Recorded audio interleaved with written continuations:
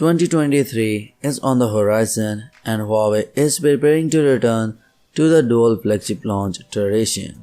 Speaking of which, there's new information that reveals the Huawei P60 and the Mate 60 models will go full-on Qualcomm mode. According to the Vivo tipster Wenzai, it is revealed that the Huawei P60 and the Mate 60 series will be powered by Qualcomm Snapdragon 8 Plus Gen 1 4G and the Snapdragon 8 Plus Gen 2 4G chipset respectively.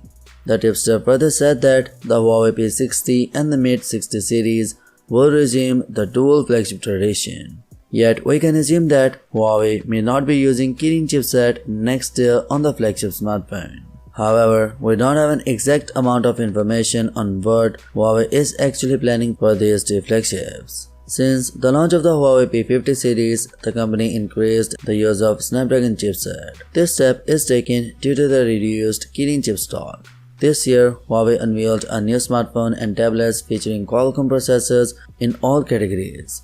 The flagship Huawei Mate 50 is the first to use Qualcomm Snapdragon 8 Plus Gen 1 4G mobile processor. Now, going forward, Huawei is likely to stick with Qualcomm as there are still some issues in Huawei's supply chain unit. There are a number of inputs on the P60 series and the last one suggested that the phone could be powered by the Snapdragon 8 Plus Gen 2. This makes sense, and since the chipset is already launched, it should easily move on to that platform instead of choosing the first generation processor. Also, it's expected that the Huawei P60 series could launch near March to April 2023.